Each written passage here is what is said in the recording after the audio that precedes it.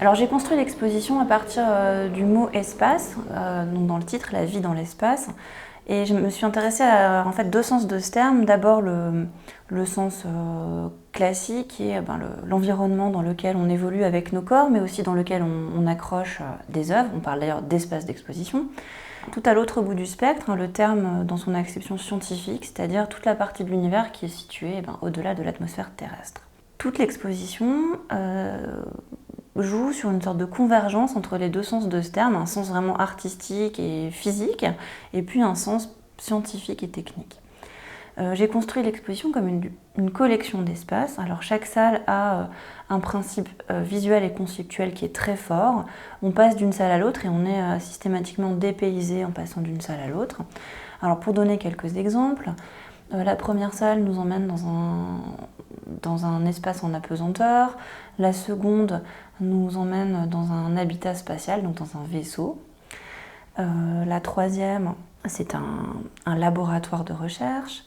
Et puis, dans la suite de l'exposition, on navigue de la cabine de l'astronaute à l'extérieur du vaisseau spatial, dans ce qu'on appelle une sortie extravéhiculaire, avant d'être conduit à l'issue du voyage sur une exoplanète, c'est-à-dire une planète inconnue, loin du système solaire et qui n'a même pas de nom.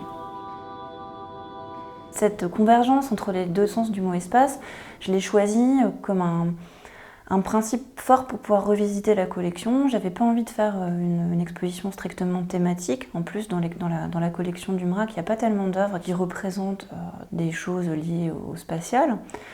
J'avais plutôt envie d'un principe fort pour à la fois inviter dans l'exposition plusieurs générations, et dans l'expo on a des artistes qui sont nés entre 1920 et 1990. On a aussi une quasi-parité entre les hommes et les femmes. Et puis on a une grande diversité de médiums, on a de la vidéo, des arts graphiques, enfin vraiment voilà, il n'y a pas de sélection stricte des médiums. Ce qui m'intéressait aussi, c'était que l'espace est un stimulant formidable pour l'imaginaire.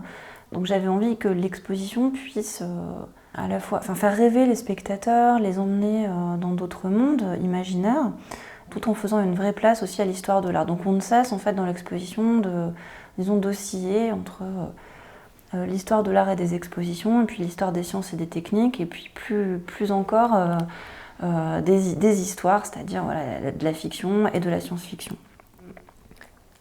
J'ai vraiment envie d'insister sur l'importance de l'art et l'importance des images.